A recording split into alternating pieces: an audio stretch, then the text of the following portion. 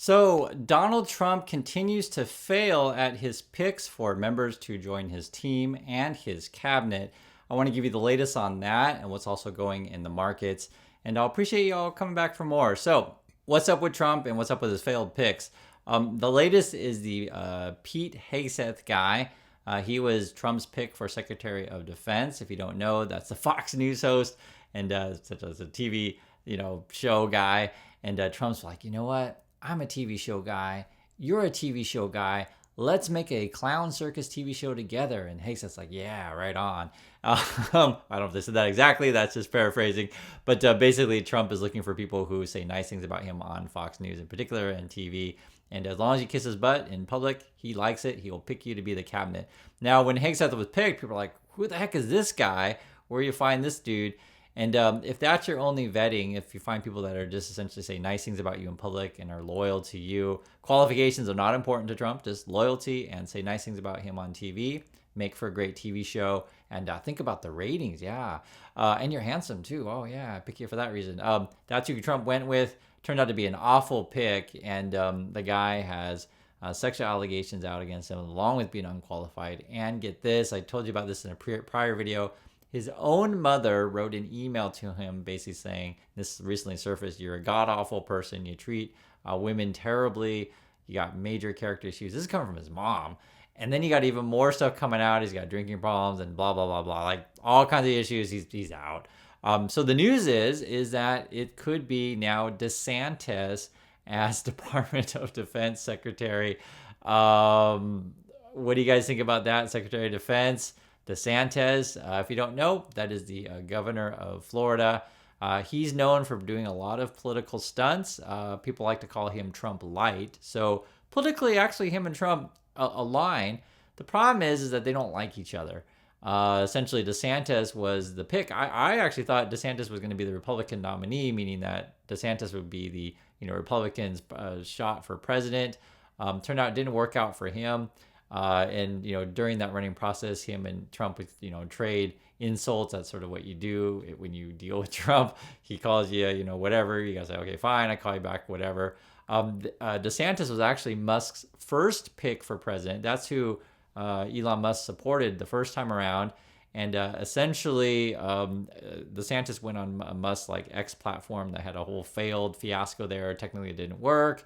Musk was wrong in the first pick. He went pick with number 2, which is Trump, ended up winning for Musk. And then now what to do with DeSantis? Trump doesn't like him, but you got to pick someone for Secretary of Defense, and maybe that's the only one they could find. DeSantis was in the Navy before, so I think he was a lawyer in the Navy in the J Corps. And he's governor of Florida, so he's not god-awful like, say, Hegseth. Whether or not you agree or disagree with DeSantis' politics is a different issue. And if you think he's a good pick, I'll let you guys be the judge of that. In my opinion, I mean, we'll say he's an average pick. I feel like we're picking for a basketball team. Is he an elite pick? Is he rookie? He's not a rookie. Maybe I'll disagree with him politically and stuff like that, but there's that. So we'll see if that one goes through. I think from the Republican point of view, they'd probably pass that guy through DeSantis. I don't see why they wouldn't. But Hegseth guy, I think he's had too many baggage and too much trouble. Another pick for Trump looks like he's withdrawing. This is for the DEA. This is his name was Chad Chronister. I never heard of the guy. He was a sheriff, and essentially, I think the job was way over his head. He just wasn't experienced for this kind of thing. But he did fit Trump's sort of types of picks. Let me see what he's saying for withdrawing. I'll share it with you. He says from the guy who's withdrawing now for DEA. Over the past several days, as the gravity of this very important responsibility set in, I've concluded that I must respectfully withdraw from consideration. So he's out. I sincerely appreciate the nomination, outpouring of support by the American people, and look forward to continuing my services as sheriff of Hillsborough County. I think that's in Florida. Trump's bringing a lot of people in Florida. I guess he's got a lot of debts to pay in Florida. So it's DeSantis from Florida. The Gates guy is from Florida. That has been, I don't know if Hanks is from Florida, maybe not, but I know there's a couple other people from Florida. It was the Bondi. Bondi's from Florida, and Bondi was a replacement for Gates. And there's another one from Florida. The thing with this guy was interesting is that he married into a wealthy family. His wife's dad, so the father-in-law, is a big donor to Trump. The dad of the father-in-law of this guy, the one who drew, he was a San Francisco 49ers, that's the NFL team, a former owner. Trump actually pardoned the guy. His name was Edward J. DeBartolo Jr. Pardoned him for a felony bribery conviction. That was in 98, I guess. So yeah, Trump pardoned him in 2020, and that was for felony bribery conviction in 1998. So essentially, if you want to join Trump's cabinet, the people that Trump gravitates to, if you have some sort of sexual allegations, hey, you're hired. If you have some sort of felony, stuff like that, and you gave him a bunch of money as a, I guess you bribe a politician to get out of bribery charges. All I can do is laugh. I understand, guys. It's really actually not funny at all. I completely understand that. But what do you want me to do? You want me to cry every day? I mean, I can, but it just, yes, I do understand the significance of this. And I'll get into that. But it just, this is the Trump circus. Now, on the more serious note, though, and yes, we laugh about it because it's so ridiculous. On this more serious note, though, what we're experiencing here in Korea, and I've been covering in the last bunch of videos, and frankly, it's just been a lot of stress and just a lot to share. There's been so much on my mind, and also seeing what's going on with Trump's failed picks. You want qualified people to have these high-level positions in government. I'll make that really clear, right? You also want good, moral, decent people, right? The job should be to serve the people. The job to be to uphold the Constitution, to uphold the law. Like, these are just basic things that I hope we should all want. We can certainly disagree on whatever policies, but for me, that's just minimum. I want someone qualified. I want someone morally responsible, and uphold the law and uphold the Constitution. And just the way, because Trump's basically, he's a felon. It just is. And the way he runs things, it's all about loyalty, mafia control, this kind of stuff. And this is sort of what we see happening. If you just pick a bunch of cronies, it's what you get. One of the things too, going forward, and say we're talking about the markets, is part of this whole world is all about trust. Okay, you want trust, you want stability. The general sense of it, in my opinion, a good functioning government should just basically be like, say, for example, a referee. And you watch a game, on TV, whatever sport you like football, you like baseball or whatever. You're actually more concerned about which team plays better and, how great's the competition and stuff like that. The umpire, the referee is not really a big part of the game that you watch. It shouldn't be, right? The only time the umpire makes a big, sort of impact on the game is when they make a terrible call and you're like, oh my God, why'd you make such a terrible call? Good officiating is when you just not really a part of the game. And that, say, applies to something like markets. Like, say, if you have a fair and free functioning market, you're not always talking about, what the government's this and government that. And I know it gets complicated because it's not the perfect analogy, but my point being is I want stable government. We don't have to talk about all day, every day, right?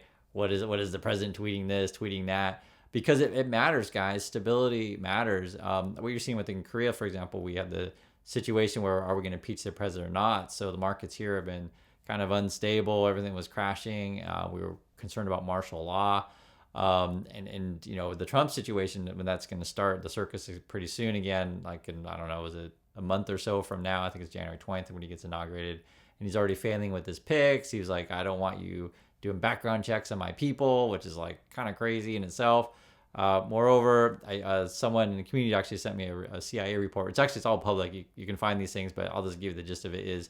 It's really fascinating that when they prepare people for CIA to the history of the different presidents in office and how they, treat the intelligence community. It's stuff I'd already known before. We all know, but I'll just tell you again. It's interesting to read it again from the CIA's perspective. Is basically Trump doesn't read. That's what it boils down to. He doesn't read. He's not that interested in stuff.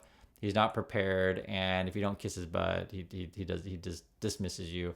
One thing that was really interesting about these kind of things too, they also compared it to prior presidents who, are much, and it's not everyone, just different presidents, but Trump's just such a radically different than all the other ones, but are more apt to say uphold the law, Constitution, be gracious and passing on info, do things properly with the leaving administration as you come in. The way Trump's doing stuff is just picking off god awful people. And again, I was saying you want people that serve the people and uphold the law and Constitution. How does it relate to the markets? What's going on? So I was saying we have a lot of instability that's coming, and now we're worried about inflation and stuff, and is the Fed cutting rates or stuff like that, right? And so the Fed can't really say so, but Trump's policies coming in, they look to be inflationary. That's what it looks like, be it with the tariffs or he wants to do this big deportation plan and stuff like that. Plus, you just don't know what his policies are going to be, if he's going to, change his mind, whatever. Businesses need to plan and make plans for the future, and he's just so unstable. The word on the street lately, though, is deregulations, and then the latest, and that's sort of what the Republicans have pushed for a long time, tax cuts, that kind of stuff. The other one that was kind of a newer thing that was in the headlines recently was, are the Republicans going to be targeting privatizing Social Security?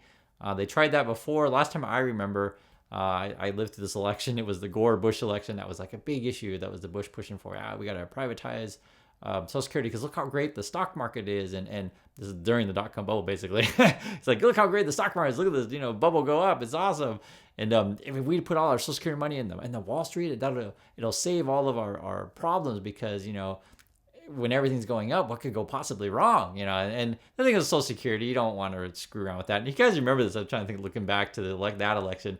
I remember Al Gore kept saying over and over again, we're going to put Social Security in a lockbox. That was like his what do you want to call it? His key catchphrase. I haven't thought about that lockbox stuff for a long time. If you guys remember the Gore-Bush election, you guys can let me know who you liked in that election.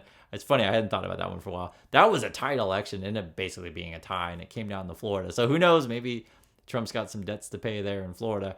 But going back to what's going on with Trump coming in and the Fed inflation, a couple Fed people made some statements. One was Fed Williams. I was talking about housing inflation. I'll read the quote just so you can hear what they're saying.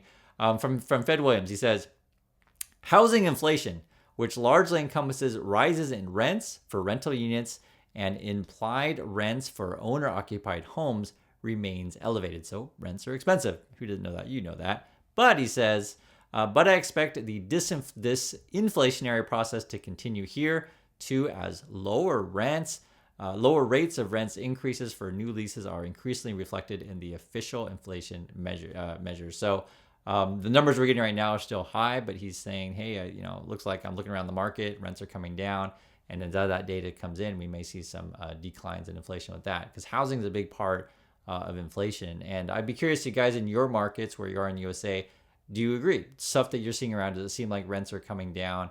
Or you can say, it's because every market's different. Every housing market's different in the USA. Do you see home prices coming down? I can tell you here in Korea, actually, it does correspond. The real estate market is softening here, but it is still elevated. And that's something that everyone keeps wondering, when's the bubble finally going to pop? This whole thing, I'm talking about real estate, it kind of relates to everywhere in the world right now. There's so much debt out there, right? Like we've been printing forever. People have been borrowing because they've been loose, how can you say, loosening system to where it's easy to get money. You could say loosening credit markets, I guess. And when Trump goes into office, will the credit markets tighten up? That's what people are watching for right now. Also, too, you have here Fed Waller. He had a really interesting talk about inflation.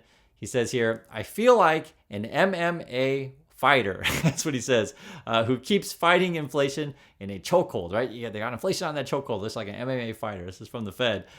Waiting for it to tap out, yet it keeps slipping out of my grasp at the last minute. But let me assure you that submission is inevitable. Inflation isn't getting out of the octagon. The stuff you read is fun. I have to have a sense of humor about the news. But yes, the one Fed official is saying that I guess that we have a chokehold on inflation, guys. It keeps getting away, but ultimately we're going to win, and we're going to pound out inflation in the octagon. So I'd like to hear your thoughts if you think about that. He also says here that it's kind of funny just to hear the stuff he says. He said Fed Waller said on Monday that he doesn't have any, quote, big regrets in supporting a half-point rate cut in September. He likened the decision to buying car insurance, saying that economic data at the time was threatening softer employment and inflation conditions, which would have required the Fed to act more quickly to normalize rates. So he's still fine with cutting them back when they did, because there's been some question if they should. And internationally, there's a really big news here, actually. General Motors I think they're going to be taking a loss on their essentially factories and stuff in China. That's a big market for them. And I've told you guys this for a long time, that, when you look at the world economy, don't just talk about what's going on in the USA, talk about what's in China, which is a massive market. And if people are pulling back on spending, what does that say for American companies who want to make money over there? According to GM, it says here, here's the headline: General Motors takes $5 billion charge against China business. Move lays bare slowdown in what was once the U.S. car market's largest market. So it's a really big market for them. Also says here, on Wednesday, GM said that there was, quote, a material loss in value of our investments in certain of China joint ventures in light of finalization of a new business forecast and certain restructuring actions. So we'll see what happens with that. They also have faced a lot of competition from the local Chinese brands. And that's not just GM. Apple's got the same issue over there, to where they're just got more competition. The Chinese people and the companies can catch up, right? And they can make a lot cheaper product. And if you're the Chinese consumer, you're like, well, difference in phone, difference in cars is kind of minimal. I don't necessarily want to pay for the American brand. I can buy local, right? You have a similar issue with Tesla, who's getting creamed by BYD these days. So that's what's going on in the markets. This is what's up with the Fed is saying. That's what's going on with Trump's picks, I should say. And we'll keep track of this stuff, and also try to keep you update on what's going on in Korea. Wife and I tomorrow, we may go to, there's going to be a protest actually every day here in Busan until the current president resigns. So we'll try to stop in on that, and we'll see if we can talk to some people on the street, just so you can hear some local Koreans, what they're saying. Not just me, but what other people say. So everyone, I appreciate your time. Thanks for watching, and I'll catch you all in the next video.